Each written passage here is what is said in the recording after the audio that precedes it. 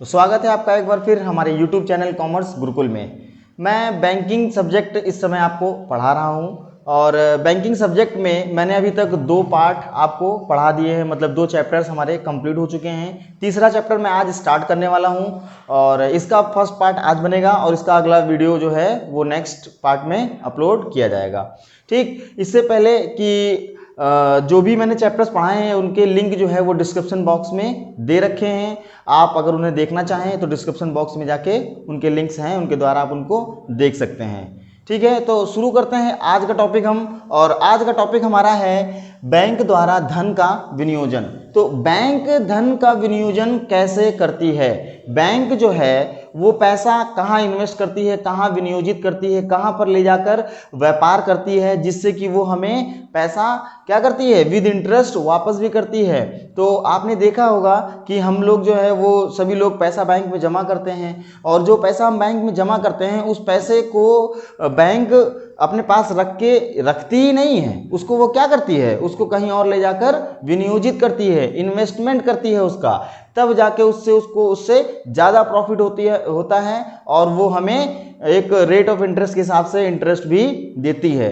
ठीक है, तो इसी तथ्य पर आधारित है हमारा आज का ये चैप्टर और डिस्कस करेंगे हम। ठीक है, तो स्टार्ट करने से पहले अगर आपने वीडियो को लाइक ना किया हो, अगर आपको वीडियो अच्छी लगे तो वीडियो को लाइक कीजिए, चैनल सब्सक्राइब कीजिए, कमेंट करिए। अगर कुछ आपको डाउट है या कुछ भी आपको मुझसे पूछना है तो आप उसको कमेंट करके मुझसे पूछ सकते हैं। वीडियो शेयर ज़रूर करें। ठीक है, तो मैं स्टार्ट करता हूँ। देखिए क्या है, चैप्टर का नाम है बैंक द्वारा धन का विनियोजन। तो बैंक द्वारा धन का विनियोजन कैसे किया जाता है, इसके विषय में आज हम थोड़ा सा समझेंगे। बैंकों की स्थापना का प्रधान उद्देश्य है धन के विनियोग द्वारा लाभ कमाना, परंतु विनियोग करते समय बैंक को बड़ी ही सतर्कता से कार्य करना पड़ता है। इस संबंध में छोटी सी भूल भी बहुत बड़ा घातक प्रभाव कर सकती है।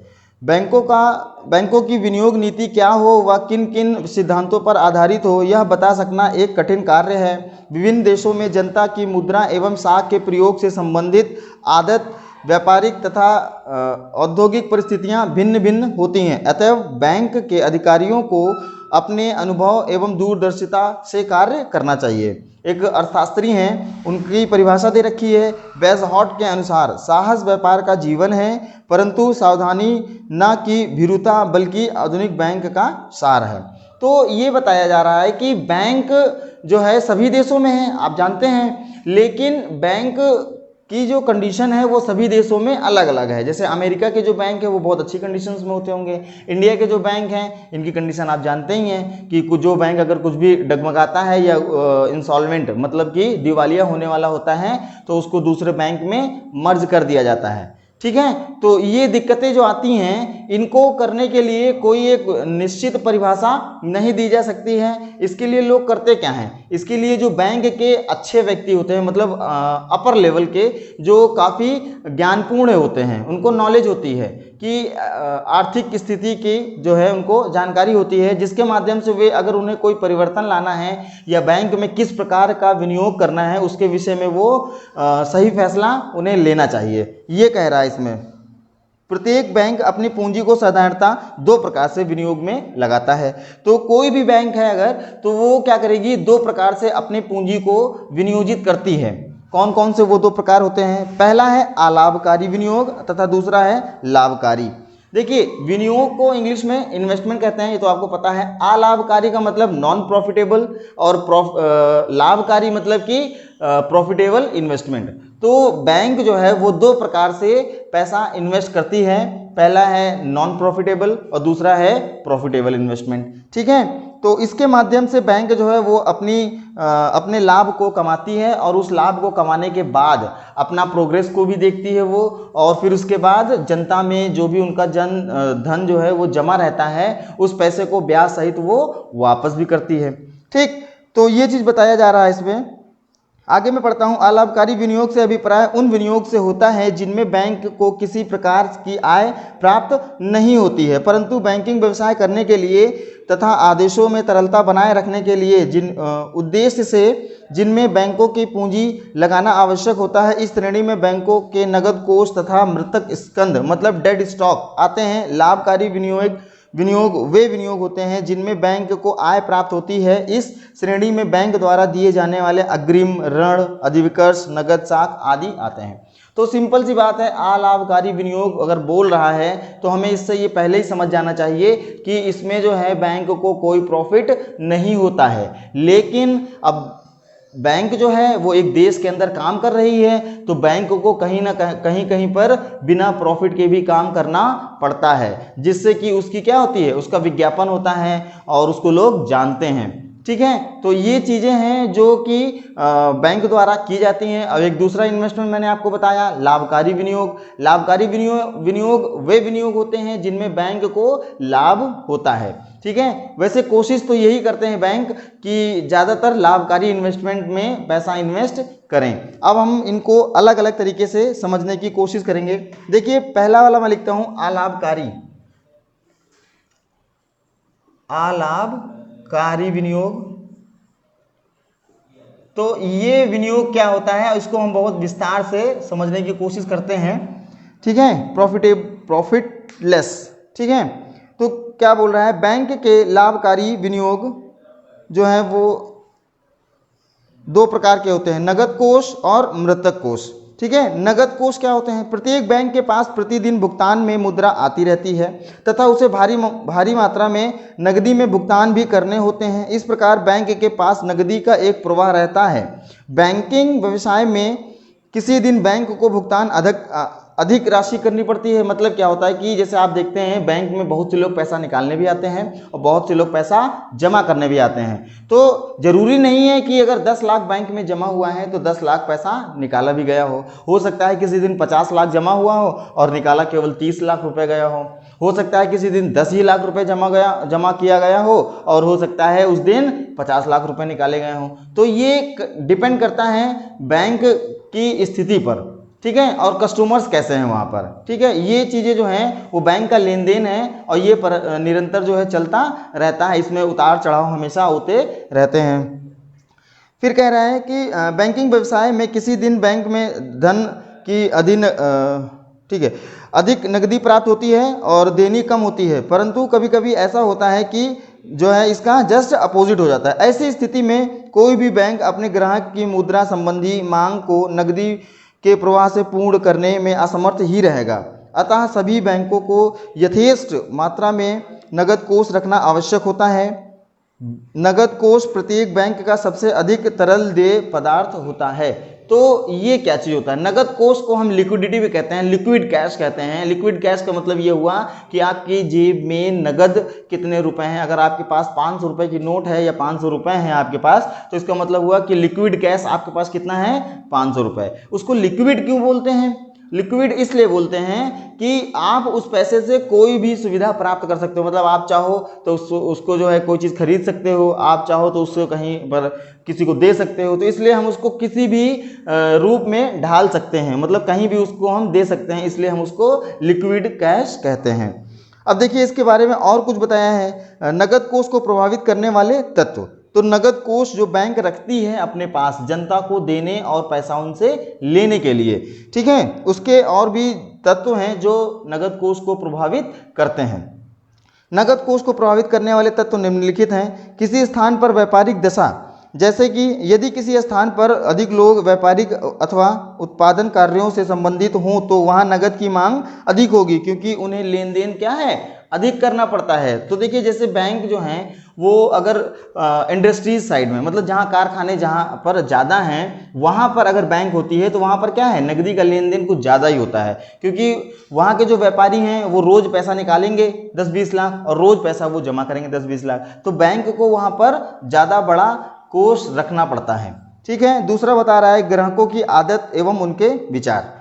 जिस स्थान पर लोग पढ़े लिखे होते हैं वे अधिक मात्रा में धन रखना पसंद नहीं करते हैं। ऐसे स्थानों पर बड़ी मात्रा एवं थोड़ी मात्रा में नगद धन रखकर जमा को जो है वो चलाते हैं। तो देखिए क्या बोल रहे हैं कि जो ग्राहक होते हैं उनकी आदत पे भी डिपेंड करता है। जहाँ पर ज़्यादा पढ़े लिखे लोग होते हैं वे लोग क्या करते हैं, कोशिश यही करते हैं कि ज़्यादा से ज़्यादा धन जो है बैंक में ना रखा जाए, उसको जो है मार्केट में रखा जाए और व्यापार में लगाया जाए। ठीक है, तो ये भी चीज़ हो गई आपकी चेकों का प्रयोग। जिस स्थान पर लोग लेन देन चेक द्वारा करते हैं वहाँ पर भी बैंक जो है क्या है, बैंक को ज़्यादा पेमेंट करना पड़ता है, क्योंकि चेक काटना है, सीधा चेक उन्होंने एक काट दी और उसको उठा के पेमेंट कर दिया। तो जहाँ पर चेक ज़्यादा हो, जहाँ पर चेक का लेन देन ज़्यादा होता है वहाँ पर भी बैंक को नगद कोष ज़्यादा रखना पड़ता है।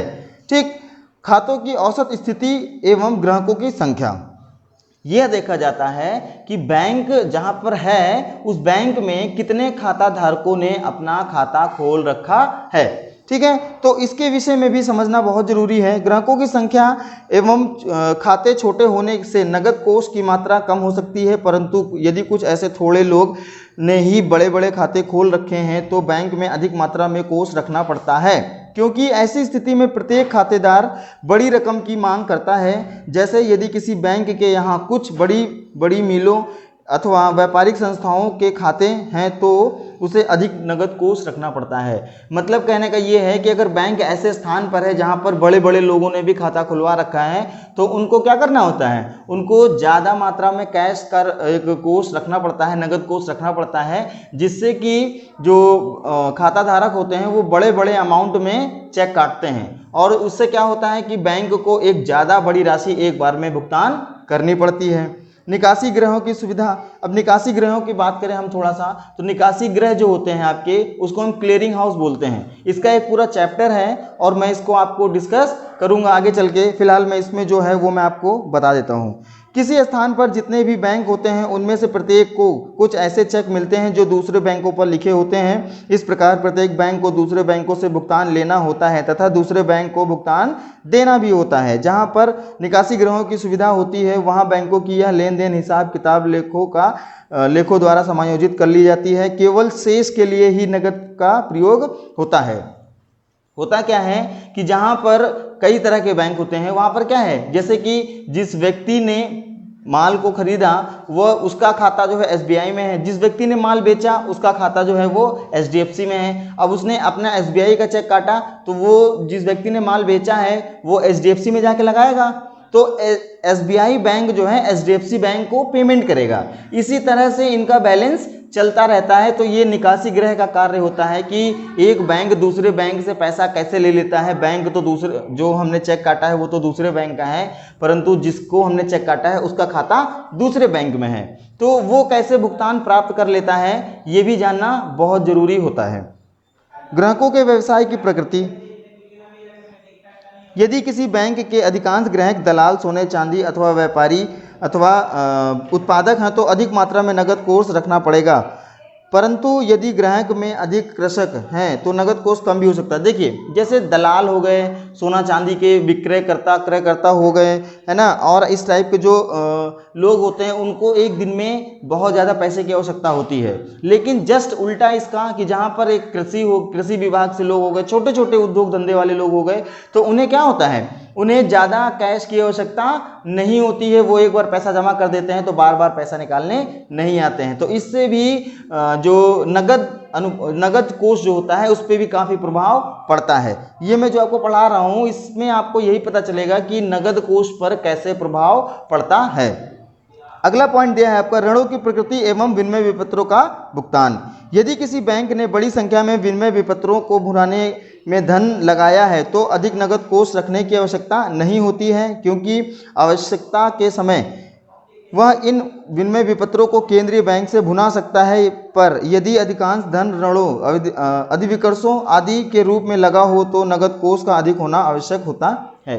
तो ये बात हुई विनिमय विपत्रों की। और डिमांड ड्राफ्ट हो गए, आपके हुंडी हो गए, इनसे संबंधित ये बात है कि जो व्यक्ति बिल लिखते हैं एक दूसरे पर तो उसके लिए भी बैंक को नगद कोष अधिक रखने की आवश्यकता पड़ती है।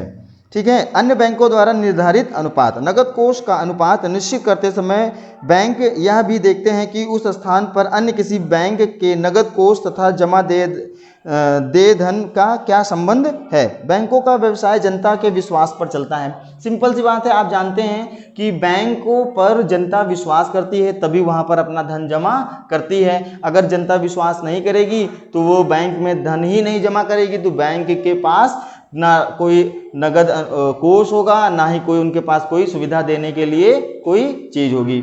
ठीक है, तो ये भी एक बहुत बड़ी बात है कि जनता का जो विश्वास है उसी से ही बैंक का व्यापार चलता है। वैधानिक आवश्यकता, जब नकद कोष की मात्रा विधान द्वारा निश्चित कर दी जाती है तो उसके बराबर कोष रखना अनिवार्य हो जाता है। जैसे भारत के प्रत्येक अनुसूचित बैंक के लिए कुल जमा का कम से कम 3% रिजर्व बैंक के यहाँ जमा रखना अनिवार्य है। रिजर्व बैंक को अधिकार है कि जमा का यह अनुपात 15% तक बढ़ा सकता है। कैश रिजर्व रेशियो CRR, ठीक है, तो ये जो है कैसे रखा जाए और कितना रखा जाए, इसको RBI ने अनुसूचित बैंकों की जो लिस्ट में जो बैंक आते हैं उन बैंकों का एक निर्धारण कर दिया है कि ये बैंक जो हैं वो पैसा जो है 3% और RBI के पास रखेंगे और RBI को यह अधिकार है कि वो इस अनुपात को बढ़ाकर 15% भी कर सकता है। ठीक है, तो ये भी बताया गया है। विनियोगों की तरलता, अब विनियोगों की तरलता की बात करें हम तो लिखा है यदि तरल विनियोग में बैंक का अधिक धन लगा है तो कम नगद कोष से ही काम चल सकता है। तरल विनियोग का अर्थ है शीघ्रता से विनियोजित धन को वापस ले सकता है। मतलब तरलता वाले विनियोग कौन से विनियोग होते हैं? वे विनियोग होते हैं जिनको जल्दी से बेचकर जल्दी से हम पैसा प्राप्त कर सकते हैं। तो इससे आपको मतलब बैंक को ज़्यादा रिजर्व रखने की आवश्यकता नहीं होती है। ठीक है, इस टॉपिक का लास्ट पॉइंट डेड स्टॉक, मृत स्कंद बोलते हैं जिसको। मृत स्कंद क्या होता है? ठीक है, देखिए मैं इसको बताता हूँ फिर एक्सप्लेन भी करूंगा इसको। भवन, फर्नीचर, मोटर, विभिन्न प्रकार की साज सज्जा से आदि में बैंक की पूंजी का एक भाग लगा होता है। पूंजी का यह प्रयोग भी अलाभकारी है, अतः इन पर बहुत अधिक धन लगाना उचित नहीं कहा जा सकता। परंतु आज के प्रतिस्पर्धा युग में प्रत्येक बैंक अपने बैंक को अधिक आकर्षक बनाता है। इसके लिए सुंदर एवं आकर्षक भवन एवं विभिन्न प्रकार के आकर्षक साज सज्जा की आवश्यकता होती है।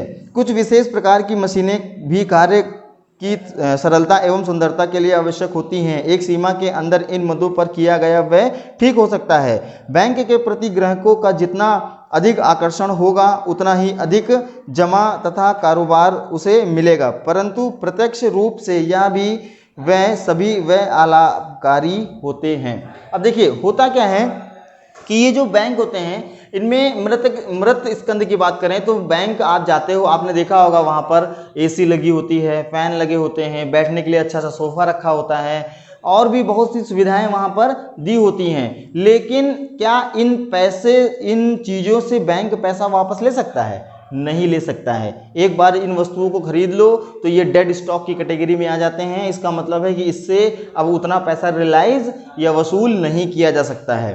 ठीक है, तो ये चीज़ जो है वो हमारे मृत स्कंद को दर्शाती है और ये हुआ आपका अलाभकारी विनियोग। अब हम पढ़ेंगे लाभकारी विनियोग और इसको हम पढ़ेंगे अगले पार्ट में। ठीक है, आई होप कि आपको मैंने जितना समझाया है वो आपको अच्छे से समझ में आया होगा। ये दरअसल दोनों एक ही चीज़ से मिलता जुलता है, इसलिए मैंने इसका एक पार्ट अलग बनाने की कोशिश कर रहा हूँ और दूसरा पार्ट मैं इसका नेक्स्ट डे बनाऊंगा। ठीक है, क्योंकि अगर मैं दोनों जो पार्ट हैं इसके वो एक साथ अगर बना दूंगा तो आप जो है इसमें काफ़ी कंफ्यूज हो जाएंगे और इसको समझने में भी आपको समस्या हो सकती है। तो आज आप केवल इतना ही पढ़िए कि अलाभकारी विनियोग क्या होते हैं। कोष रखना कोई बैंक के लिए प्रॉफिटेबल चीज़ नहीं होती है। ठीक है, बैंक जो भी रखता है ये ग्राहकों के लिए ही रखता है, ग्राहकों के लाभ के लिए ही रखता है। अगर बैंक को प्रॉफिट करना है तो वो लाभकारी विनियोग में अपना पैसा विनियोजित करे। ठीक है, तो आज के लिए इतना ही रखते हैं। कल का जो टॉपिक हमारा होगा वो लाभकारी विनियोग होगा और कल जो है हम आपको और भी अच्छी अच्छी चीज़ें इसमें बताएंगे। अधिविकर्ष तथा नगद साख में अंतर भी आपको कल बताया जाएगा। ठीक है, तो आई होप कि आपको ये मैंने जितना समझाया है वो आपको समझ में आया होगा और अगर आपको ये चीज़ें सारी समझ में आ रही हैं तो वीडियो को लाइक कीजिए, शेयर कीजिए और चैनल को सब्सक्राइब कीजिए। अगर किसी प्रकार का कोई डाउट है तो कमेंट बॉक्स में हमें बता सकते हैं। ठीक है, मिलते हैं अगले टॉपिक में, तब तक के लिए थैंक यू।